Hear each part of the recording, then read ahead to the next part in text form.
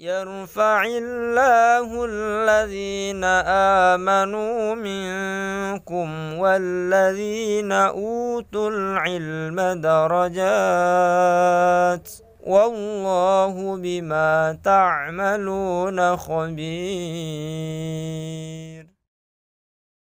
Metode Al-Bidayah, jembatan ngaji kitab kuning untuk para pemula.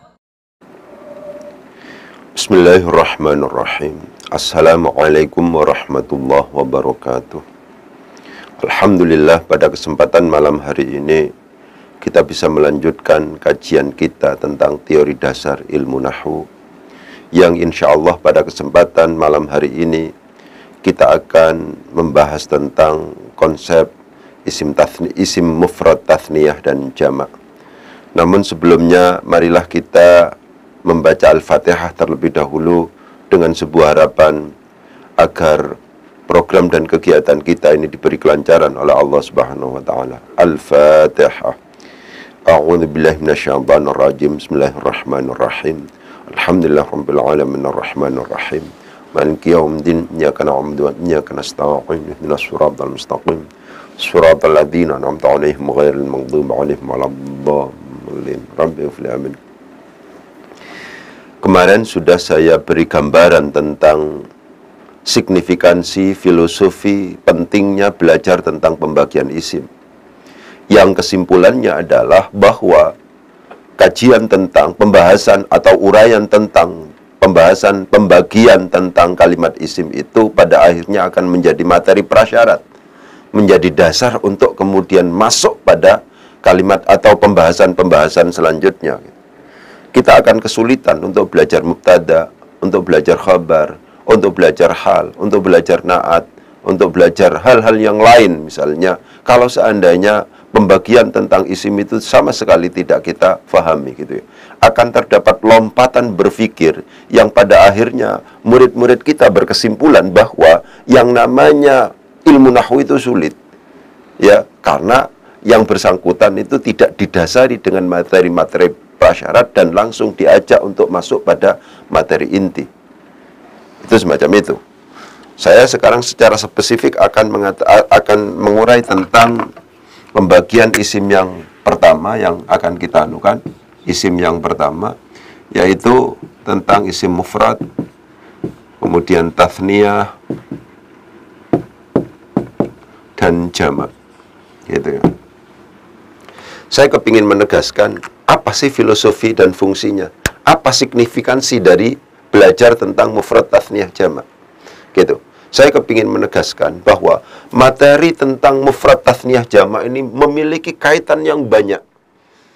Kita akan mengenal tentang istilah-istilah mufrad atau istilah ini, istilah mufrad, tathniyah, dan jamak ketika kita membahas tentang misalnya mubtada khabar misalnya. Mubtada khabar. Kita akan mengenal tentang ini misalnya ketika kita berbicara tentang na'at man'ut misalnya. Ya. Ketika kita berbicara tentang hal misalnya, itu kita akan bertemu dengan ini. Ketika bertemu dengan ngomong tentang jumlah misalnya, jumlah fi'liyah misalnya, ya, itu akan bertemu dengan ini. Bagaimana kalau fa'ilnya berupa isim tathniyah? Akan ada begitu, pembahasan begitu. Bagaimana kalau seandainya fa'ilnya berupa jamak? Apakah fi'ilnya juga ditathniyahkan juga? Apakah fi'ilnya juga dijamakkan juga? Yang jelas istilah-istilah ini akan muncul dan kita dengar, bahkan kita baca dalam uraian-uraian misalnya ketika kita membahas tentang masalah-masalah ini. Sehingga untuk kemudian agar pada akhirnya ketika membahas ini itu enak, ya, landasannya sudah siap, maka ini bagaimanapun juga harus dihafal, bagaimanapun juga harus difaham, yang pada akhirnya kita harapkan untuk bisa menerapkan. Itu semacam itu, ya. Jadi saya ulangi lagi bahwa konsep tentang mufrad, tathniyah, jamak ini memiliki peranan yang cukup kuat ketika kita membahas tentang mubtada khabar, ketika kita membahas tentang na'at man'ut, ketika kita membahas tentang hal, ketika kita membahas tentang jumlah fi'liyah misalnya, itu memiliki kaitan. Yang jelas ini akan kita sebut ketika kita membahas ini. Saya contohkan misalnya tentang yang mubtada. Kemarin sudah sebenarnya, tapi untuk memperkuat saja. Ya, ini khusus pada Kalau seandainya saya menulis misalnya Muhammadun, misalnya Qaimun, misalnya, nih diperhatikan. Ini kalau seandainya saya tulis Muhammadani, di sini akan menjadi Qaimani. Kalau seandainya di sini akan saya tulis Muhammaduna, ini akan berbunyi Qaimuna. Ada mutabaqah di sini, di mana ketika mubtada'nya, ini mubtada, ini mubtada, ini mubtada. Ketika mubtada'nya itu berupa isim mufrad, maka khobarnya juga berupa mufrad. Kalau seandainya mubtada'nya berupa isim tathniyah, maka khobarnya juga berupa isim tathniyah. Kalau seandainya mubtada'nya berupa isim jamak, ya, maka di sini juga jamak, khobarnya juga jamak. Ada mutabaqah dari segi mufrad, tathniyah, dan jamaknya. Karena demi pemahaman kita atau uraian kita tentang mubtada khabar itu tidak memungkinkan untuk kemudian diterima dengan baik oleh murid-murid kita kalau seandainya pemahaman murid-murid kita tentang konsep mufrad, tathniyah, jamak itu belum bagus. Itu semacam ini. Ini adalah mubtada khabar. Ketika mufrad maka khabarnya juga mufrad. Ketika mubtadanya itu adalah tathniyah atau memiliki arti ganda, maka khabarnya juga memiliki arti ganda juga, ditathniyahkan juga. Ketika bentuknya jamak, di sini juga jamak juga.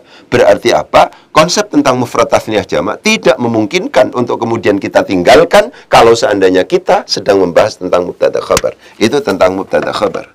Ya. Saya contohkan misalnya. Ya. Kalau seandainya misalnya saya tulis misalnya jaa rajulun misalnya. Di sini akan mahirun. Ini bab makna atman'ud. Kalau seandainya jaa rajulani misalnya, maka di sini mahironi. Ya. Kalau seandainya jaa rijalun misalnya, maka di sini mahiruna misalnya. Nah, misalnya kita lihat di sini. Ini naat ini. Ini naat ini. Ya. Ini naat. Ya, ini adalah naat juga. Ini man'ud, man'ud, man'ud. Semuanya ini man'ud gitu ya. Kita lihat misalnya, kalau seandainya man'udnya itu kemudian berupa isim mufrad, ini mufrad, maka naatnya juga berbentuk mufrad. Kalau seandainya man'udnya itu berbentuk misalnya isim tathniyah, rajulani isim tathniyah, maka di sini mahirani, tidak mahirun saja, tapi mahirani. Kalau seandainya man'udnya itu berupa bentuk jamak, misalnya ini jamak taksir, maka di sini mahiruna. Ini juga merupakan bentuk jamak. Dalam konteks naat man'ud, murid-murid kita tidak memungkinkan untuk kemudian bisa menguasai konsep itu, konsep naat man'ud itu dengan bagus, kalau seandainya murid-murid kita tidak paham tentang apa itu mufrad, apa itu tathniyah, apa itu jamak. Karena demikian, ini harus kita simpulkan menjadi dasar ketika misalnya mau masuk tentang pembahasan tentang naat man'ud. Karena menjadi dasar, dasarnya menjadi kurang bagus, landasannya menjadi kurang bagus kalau ini tidak dikuasai. Ya, saya kepingin memberikan contoh yang lagi misalnya, ya, gitu. Coba misalnya di sini saya akan ngomong tentang hal misalnya, ya. Kalau seandainya saya tulis misalnya jaa Muhammadun misalnya, rakiban misalnya. Kalau seandainya saya tulis misalnya di sini jaa Muhammadani rakibaini misalnya. Kemudian jaa Muhammaduna misalnya rakibina misalnya. Rakibina. Ini adalah sahibul hal namanya, ya. Ini sahibul hal, ini hal. Pun juga demikian, ini adalah sahibul hal, ini halnya. Ini sahibul hal, ini halnya. Ya, pelajaran apa yang bisa kita petik dalam contoh ini misalnya? Ketika sahibul halnya berupa bentuknya itu adalah mufrad, maka halnya juga disesuaikan mufrad juga.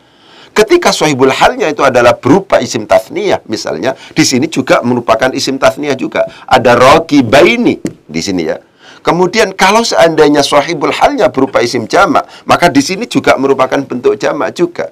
Berarti apa? Bisa kita simpulkan bahwa mufrad, tathniyah, dan jamak ini tidak memungkinkan kalau seandainya tidak memungkinkan ini konsep hal ini tidak memungkinkan kita kuasai dengan bagus kalau seandainya kita tidak paham tentang konsep mufrad, tathniyah, jamak.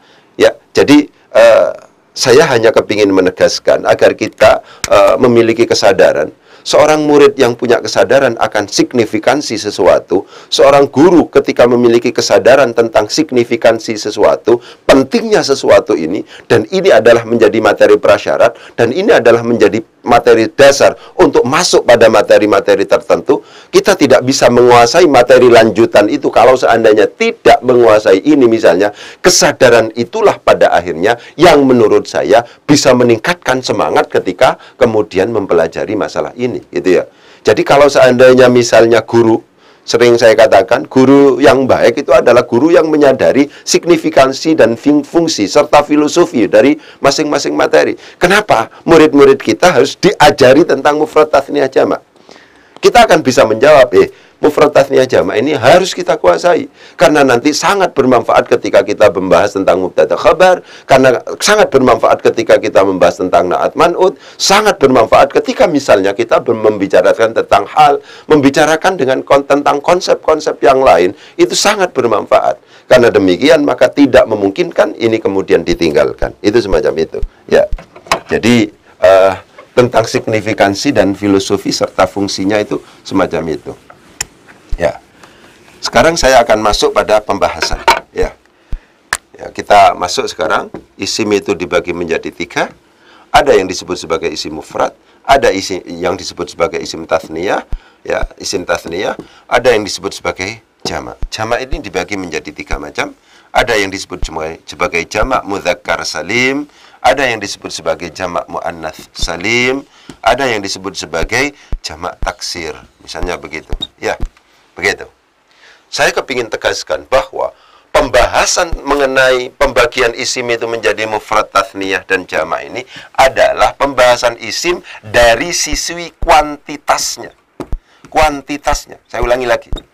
Pembahasan mengenai pembagian isim menjadi mufrad, tathniyah, dan jamak itu adalah pembahasan isim dari aspek dari sudut pandang kuantitasnya, jumlahnya, ya, jumlahnya.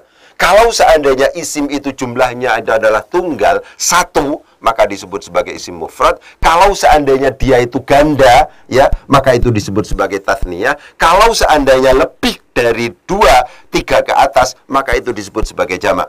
Perhatikan, ya. Pembahasan tentang pembagian isim menjadi mufrad, tathniyah, dan jamak adalah pembahasan isim dari sudut pandang kuantitasnya, jumlahnya. Kalau seandainya misalnya jumlahnya cuma 1, itu namanya tunggal. Kalau tunggal disebut sebagai isim mufrad. Kalau seandainya jumlahnya itu 2, misalnya 2 orang laki-laki, itu kan seperti itu. 2 buku, 2 rumah, macam-macam. 2 memang, spesial. Ini berasal dari thanna, yuthanni, tathniyan. Thanna, tathniyan, tathniyah. Itu adalah berarti ganda. Ya, ini berarti ganda. Berarti ganda. Misalnya begitu.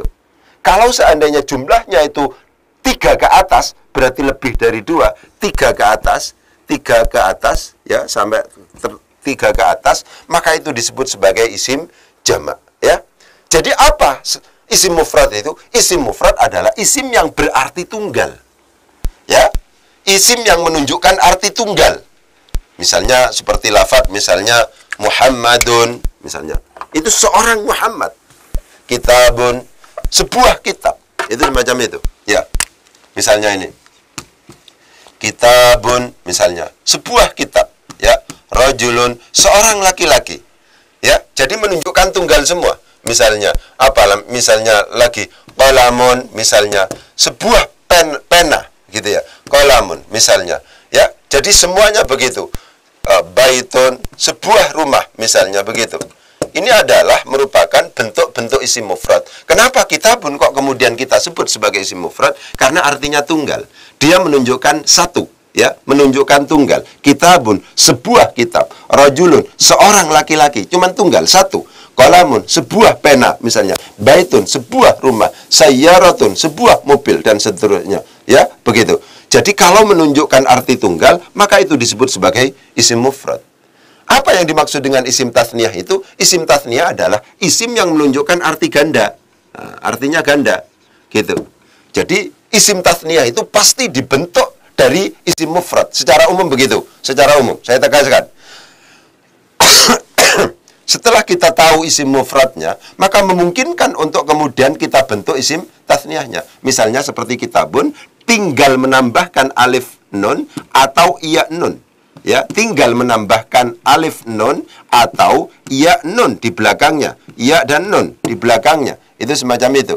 Kalau seandainya isim mufrad ditambahi alif nun dan ya nun, itu langsung jadi isim tasniyah. Jadi kalau seandainya kitabun, itu memungkinkan menjadi kitabani. Akhirnya ini menjadi artinya itu dua buah kitab. Ya, dua buah kitab. Kitabaini, ya sama. Ya, kitabaini, dua buah kitab juga. Itu semacam itu. Rajulun ini akan menjadi rajulani atau rajulaini. Bisa ditambah alif nun atau iya nun di belakang isim mufrad itu. Ketika isim mufrad itu kemudian ditambahi alif nun dan ya nun, itu di belakangnya, itu langsung menjadi isim tasniyah. Jadi ini kitabun, kitabani, atau kitabaini. Rajulun, rajulani, atau rajulaini. Qalamun, qalamani, qalamaini. Baitun, baitani, atau baitaini. Ketika isim mufrad itu kemudian ditambahi alif nun, ketika isim mufrad itu ditambahi ya nun, maka itu kemudian langsung menjadi isim tasniyah. Sehingga secara arti akan berubah. Ya, berubah dari aspek kuantitasnya. Kalau kitabun itu artinya sebuah kitab, kalau kitabani dua buah kitab. Kitabaini dua buah kitab juga. Ya, begitu caranya. Ya. Jadi apa bedanya? Ya, apa bedanya? Kok kemudian berbeda antara kitabani atau kitabaini? Coba diperhatikan. Kapan kita dengan menggunakan alif? Kapan kita dengan menggunakan iya misalnya? Ini, begitu. Kita menggunakan alif di sini pada waktu rafa. Kita menggunakan ya ini pada waktu nasab dan jer. Itu semacam itu. Jadi isim tasniyah itu secara tulisan akan ada perubahan pada saat rofa'na dan nasab dan jernya. Pada saat rofa'nya itu ditandai dengan alif dan nun begini nih. Kitabun, kitabani. Pakai alif nun. Kitabaini. Pakai ya nun. Ya, kapan menggunakan ya nun? Kalau menggunakan ya nun itu apabila kondisinya sedang nasab, apabila kondisinya sedang jer. Itu semacam itu. Hukumnya itu adalah dibaca nasab, hukumnya dibaca jer, maka pakai ya nun.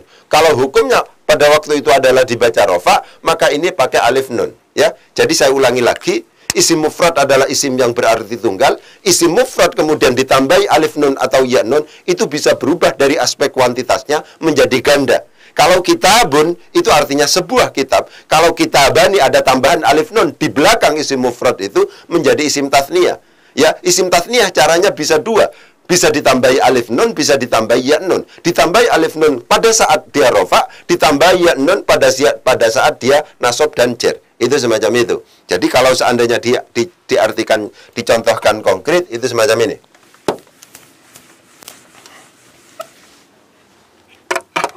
Saya contohkan. Ja'a rajulun misalnya. Ini fa'il. Ya, jadi fa'il di sini. Ya. Syaratnya di sini ja'a rajulun.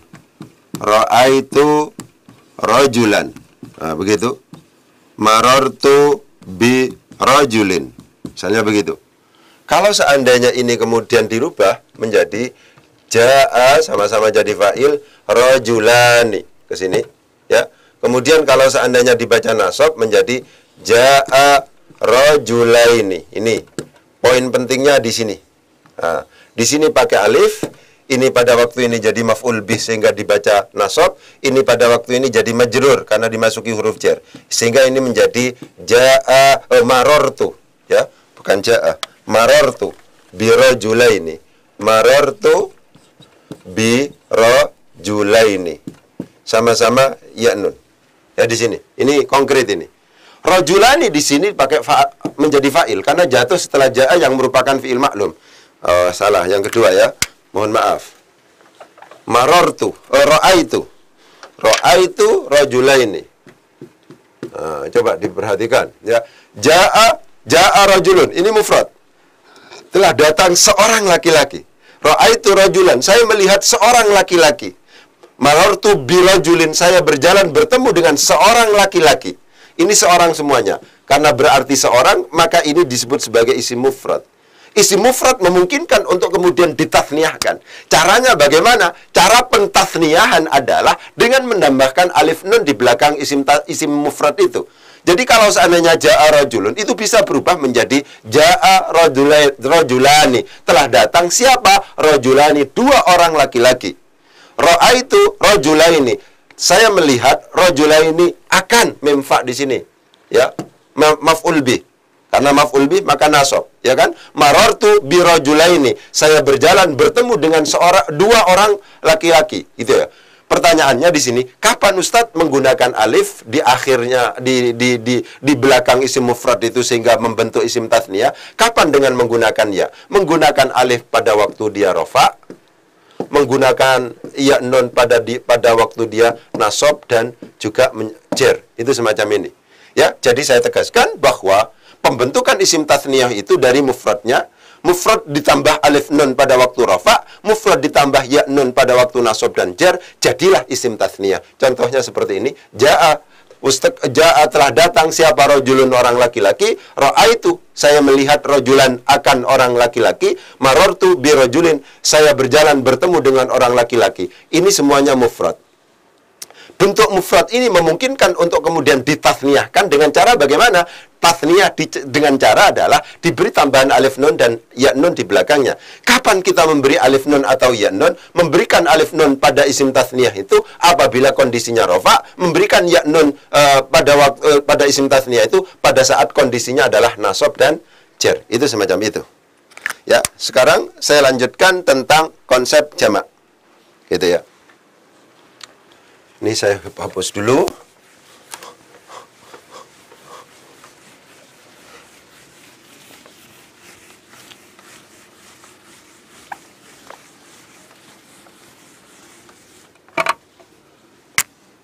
Jadi, isim ada 3 macam.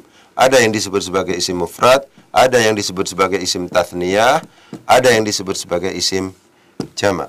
Begitu ya. Jamak itu ada 2 macam. 3 macam. Ada yang disebut sebagai jamak mudzakkar salim, ada yang disebut sebagai jamak mudzakkar salim, ada yang disebut sebagai jamak muannats salim, ada yang disebut sebagai jamak taksir.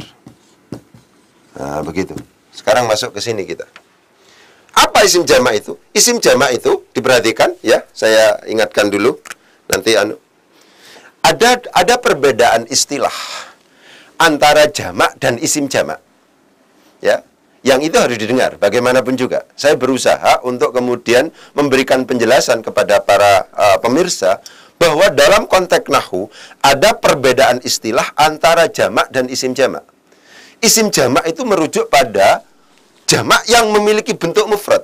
Ya, ada perbedaan antara jamak dan isim jamak. Isim jamak. Kalau ini adalah diartikan lahu mufradun. Dia memiliki bentuk mufrad, ya. Kalau ini laisa lahu mufradun, dia tidak memiliki bentuk mufrad. Kalau seandainya sebuah jamak itu kemudian memiliki bentuk mufrad, itu disebut sebagai jamak. Jamak itu ada 3 macam ini. Ada jamak mudzakkar salim, ada jamak muannats salim, ada jamak taksir. Kalau seandainya sebuah bentuk jamak itu tidak memiliki bentuk mufrad, maka itu disebut sebagai isim jamak. Istilahnya bukan jamak, tapi isim jamak. Misalnya seperti lafadz qaumun misalnya. Kaum itu tidak memungkinkan kita gambarkan kecuali dia merupakan kumpulan manusia. Ya. Qabilatun misalnya. Qabilatun yang kemudian dijamakkan menjadi qabail. Qabilatun itu juga tidak bisa kita bayangkan kecuali dia merupakan kumpulan dari kelompok-kelompok. Ini kabilah, itu semacam itu. Keluarga berkumpul menjadi kabilah. Kaum juga seperti itu. Adalah kumpulan orang, kumpulan keluarga, dan seterusnya. Baru disebut sebagai kaum. Kalau seandainya ditanya, kaum itu bentuk mufradnya apa? Nggak ada. Kabilah itu bentuk mufradnya apa? Nggak ada. Karena ini pasti dibayangkan, pasti banyak jumlahnya. ya personilnya itu pasti banyak, akan tetapi dia tidak memiliki bentuk mufrad, maka qaumun ini tidak bisa disebut sebagai jamak, akan tetapi disebut sebagai isim jamak. Qabilatun ini disebut sebagai isim jamak, bukan disebut sebagai jamak. Saya ulangi lagi, untuk kemudian bisa disebut sebagai jamak apabila dia disebut sebagai lahu mufradun. Dia memiliki bentuk mufrad. Kalau seandainya ditanya misalnya rijalun itu jamak apa isim jamak? Dia adalah jamak. Kenapa? Karena rijalun memiliki bentuk mufrad. Apa bentuk mufradnya rijalun? Rajulun. Kalau seandainya saya mengatakan kutubun, itu kira-kira jamak atau isim jamak? Itu adalah jamak. Kenapa? Karena kutubun itu adalah memiliki bentuk mufrad. Apa bentuk mufrad dari kutubun? Kitabun, misalnya. Ya. Kalau seandainya saya mengatakan buyutun, misalnya, buyutun artinya rumah-rumah, itu jamak atau isim jamak? Itu jamak. Kenapa? Karena dia memiliki bentuk mufrad. Apa bentuk mufradnya? Bentuk mufradnya adalah baitun. Ya, jadi penting untuk kemudian saya tegaskan, ada perbedaan istilah dalam ilmu nahwu, ada yang disebut sebagai jamak, ada yang disebut sebagai isim jamak.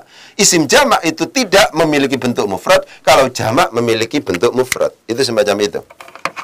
Ya.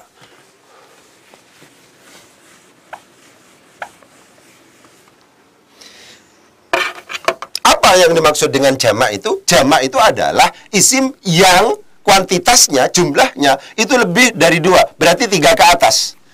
Ya, 3 terus ke atas. Itu. Kalau 2 disebut sebagai isim tathniyah, kalau 1 disebut sebagai isim mufrad, gitu ya.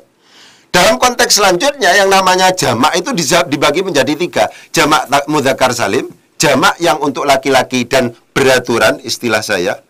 Beraturan itu ada ciri khasnya, ada ciri tertentu yang bisa kita jadikan sebagai pegangan bahwa itu adalah jamak mudzakkar salim. Ada jamak muannas salim, jamak yang untuk perempuan tapi salim. Salim itu artinya beraturan. Nah, itu istilah saya. Gitu ya. Beraturan itu maksudnya apa? Ada ciri tertentu yang bisa kita jadikan sebagai pegangan bahwa itu adalah jamak muannas salim. Ya. Kemudian ada jamak taksir, ada yang jamak tidak beraturan. Tidak beraturan karena ini tidak ada ciri tertentunya. Jamak taksir itu harus melalui metode al-hifdzu. Jamak taksir itu harus selalu dihafal. Tidak memungkinkan jamak taksir itu tidak dihafal tapi kita bisa. Sulit, nggak bisa. Ya, jadi harus dihafal. Saya katakan, jamak dalam tataran selanjutnya, kuantitas yang lebih dari 2 itu, 3 ke atas itu, isim itu, ada yang disebut sebagai jamak mudzakkar salim, ada yang disebut sebagai jamak muannas salim, ada yang disebut sebagai jamak taksir. Jamak mudzakkar salim itu apa? Jamak yang untuk laki-laki dan beraturan. Kenapa kok kemudian disebut sebagai beraturan? Karena ada ciri tertentu. Apa ciri tertentu? Selalu diakhiri waw nun atau iya nun di belakangnya. Selalu diakhiri waw nun atau iya nun di belakangnya. Misalnya saya katakan, misalnya muslimun mufrad, muslimani. Ini adalah bentuknya adalah tathniyah. Kemudian menjadi muslimuna atau muslimina. Muslimuna atau muslimina. Muslimuna atau muslimina. Nah, ini lagi-lagi. Ada kalanya dengan menggunakan waw nun, ada kalanya dengan menggunakan ya nun. Kapan jamak mudzakkar salim itu pakai waw nun? Kapan dengan menggunakan ya nun? Menggunakan waw nun ini, pakai waw ini kalau seandainya keadaannya rofa, kalau seandainya keadaannya nasab atau jer, maka dia menggunakan ya nun. Itu semacam itu. Jadi jamak mudzakkar salim, jamak yang untuk laki-laki dan beraturan. Kenapa kok kemudian disebut sebagai beraturan? Disebut beraturan karena ada ciri khasnya. Apa ciri khasnya? Bisa jadi waw nun, bisa jadi ya nun. Kapan kita menggunakan waw nun sebagai ciri khas untuk jamak mudzakkar salim? Kapan kita menggunakan ya nun untuk ciri khas jamak mudzakkar salim? Menggunakan waw nun pada waktu rafa, menggunakan ya nun pada waktu nasab dan jer. Itu semacam itu. Ya, jadi penting untuk kemudian ditegaskan jamak mudzakkar salim itu adalah jamak yang untuk laki-laki dan beraturan. Kalau jamak muannas salim apa? Jamak yang untuk perempuan dan beraturan. Jamak untuk perempuan dan beraturan. Itu semacam itu. Sampean cek juga di dalam apa namanya, di dalam buku. Jamak untuk perempuan dan beraturan. Beraturan di sini apa? Ada ciri khasnya. Apa ciri khasnya? Ciri khasnya selalu diakhiri oleh alif dan ta. Jadi kalau muslimatun itu ya di sini misalnya muslimatun, kalau seandainya ditasniahkan menjadi muslimatani atau muslimataini, ya. Kemudian kalau seandainya dijamakkan menjadi muslimatun, ada alif ta di sini. Ketika ada alif ta, taknya terbuka seperti ini, maka itu disebut sebagai ciri dari bahwa itu adalah jamak muannas salim, jamak yang untuk perempuan dan salim. Salim itu artinya beraturan. Kenapa kok beraturan? Karena ada ciri khasnya, ada ciri tertentu yang bisa kita jadikan sebagai pegangan bahwa itu adalah jamak muannas salim. Apa ciri tertentunya? Adalah alif ta. Itu semacam itu. Kemudian yang terakhir adalah disebut sebagai jamak taksir, jamak yang tidak beraturan. Jamak tidak beraturan, kenapa kok disebut sebagai tidak beraturan? Karena memang tidak ada ciri khasnya. Kita tahu bahwa itu adalah jamak muannas salim kalau seandainya kita hafal. Oleh karena demikian, metode untuk kemudian mengetahui bahwa ini adalah jamak taksir tidak ada cara lain kecuali menghafal. Ya, semakin kita banyak hafalannya, ya semakin kita bisa, gitu ya. Semakin intensitas dan frekuensi kita melihat kamus itu besar, ya semakin banyak koleksi hafalan kita tentang jamak taksir. Itu semacam itu. Ya, saya ulangi lagi, ada perbedaan jamak dan isim jamak. Ya, jamak itu memiliki bentuk mufrad, isim jamak tidak memiliki bentuk mufrad. Itu sudah kita jelaskan tadi. Jamak itu ada 3 macam. Ada yang disebut sebagai jamak mudzakkar salim, ada yang disebut sebagai jamak muannas salim, ada yang disebut sebagai jamak taksir. Jamak mudzakkar salim itu adalah jamak yang untuk laki-laki beraturan. Kenapa kok disebut sebagai beraturan? Disebut beraturan karena dia itu memiliki ciri khas tertentu. Apa ciri khasnya? Diakhiri waw nun atau ya nun. Apa yang dimaksud dengan jamak muannas salim? Jamak muannas salim adalah jamak yang untuk perempuan yang beraturan. Kenapa disebut sebagai beraturan? Karena ada ciri khasnya. Apa ciri khasnya? Selalu diakhiri oleh alif ta di sini, ya. Selalu diakhiri oleh alif ta. Kemudian yang terakhir itu adalah jamak taksir. Jamak taksir itu apa? Jamak yang tidak beraturan. Dia cara menghafalnya, cara mengetahuinya tidak ada jalan lain kecuali dengan cara menghafal. Itu semacam itu. Selanjutnya ada istilah yang lain yang kepingin saya jelaskan dalam konteks ini, yang kepingin agar pemahaman kita lumayan lengkap gitu ya. Ya.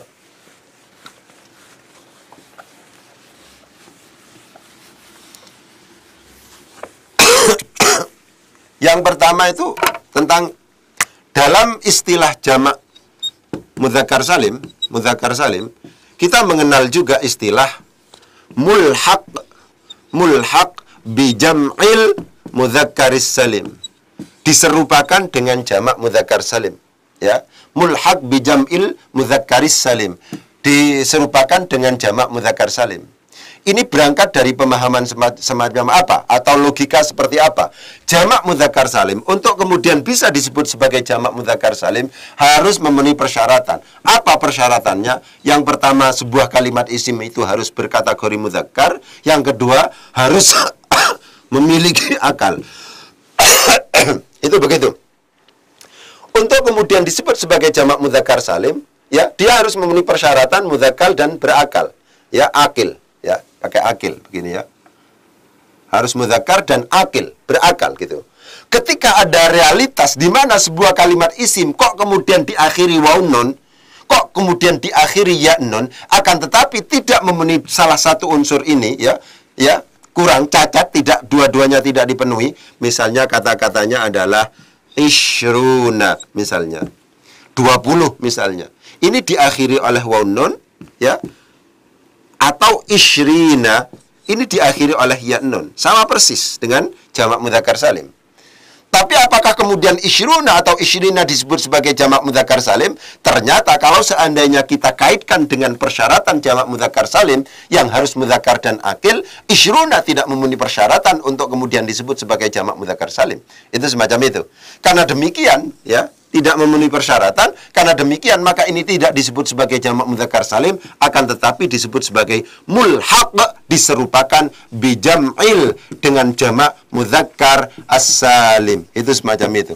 Jadi saya ingatkan, ada istilah jamak mudzakkar salim, ada istilah mulhaq bijam'il mudzakkaris salim.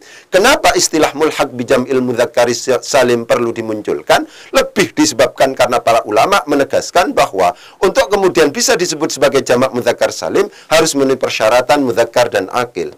Ketika ada realitas di mana sebuah kalimat isim itu kok kemudian diakhiri waw nun, diakhiri ya nun, akan tetapi tidak memenuhi persyaratan mudzakkar dan akil, maka ini tidak bisa disebut sebagai jamak mudzakkar salim, akan tetapi disebut sebagai mulhaq, diserupakan dengan jamak mudzakkar salim. Itu penegasan yang pertama yang penting. Gitu ya. Yang selanjutnya adalah bagaimana kita bisa membedakan bahwa ini adalah isim tathniyah atau isim jamak mudzakkar salim kalau seandainya dalam konteks nasab dan jar. Ya. Kata-kata seperti ini ya. Misalnya ini memungkinkan untuk kemudian dianggap sebagai isim tathniyah, memungkinkan isim tathniyah, memungkinkan juga dianggap sebagai jamak mudzakkar salim. Jamak mudzakkar salim. Gitu. Kalau seandainya cara bacanya ini seperti ini. Misalnya muslimaini, maka ini disebut sebagai isim tathniyah. Kalau seandainya cara baca kalimat ini adalah muslimina, maka ini disebut sebagai jamak mudzakkar salim. Secara tulisan sama. Perhatikan. Tulisan sama memungkinkan bacaan yang berbeda sehingga label atau statusnya itu juga berbeda. Mim sin lam mim ya nun memungkinkan dibaca muslimina, memungkinkan juga dibaca muslimaini. Kalau seandainya dibaca muslimina, ya, huruf yang pertama atau mimnya dalam konteks ini sebelum ya-nya itu di kasrah, kemudian setelah ya itu kemudian di fathah, muslimina, maka itu disebut sebagai jamak mudzakkar salim. Kalau seandainya dibalik, sebelum ya itu adalah berharokat fathah, di fathah dulu, kemudian nunnya itu di kasrah, muslimaini, maka itu disebut sebagai isim tathniyah. Ya, saya ingatkan, dalam konteks pembahasan tentang jamak, antara isim tathniyah dan jamak mudzakkar salim itu sama. Bagaimana membedakan bahwa ini adalah isim tathniyah, ini adalah jamak mudzakkar salim? Disebut isim tathniyah kalau seandainya sebelum ya itu adalah berharokat fathah, setelah ya berharokat kasrah. Disebut jamak mudzakkar salim kalau seandainya sebelum ya itu adalah berharokat kasrah, setelah ya berharokat fathah. Muslimina itu jamak mudzakkar salim. Muslimaini itu adalah isim tathniyah. Kenapa? Karena mim atau huruf sebelum ya dan setelah ya itu adalah ada pergeseran. Kalau sebelum ya itu berharokat fathah, setelah ya berharokat kasrah, itu namanya isim tathniyah. Muslimaini. Kalau seandainya sebelum ya itu berharokat kasrah, setelah ya berharokat fathah, maka itu disebut sebagai jamak mudzakkar salim. Itu semacam itu. Jadi saya kepingin menegaskan, mari kita koleksi istilah-istilah. Tadi saya menyebutkan ada jamak, ada isim jamak, itu harus diperhatikan. Ada istilah mulhaq bijam'il mudzakkari salim, ada istilah jamak mudzakkar salim, itu harus dibedakan, gitu ya. Ada perbedaan antara isim tathniyah dan jamak mudzakkar salim pada waktu nasab dan jarnya. Ya, itu juga harus diperhatikan. Mungkin itu yang bisa saya sampaikan, kurang lebihnya mohon maaf. Wabillahi taufiq wal hidayah. Wassalamualaikum warahmatullahi wabarakatuh. Suwi ya tiba ya.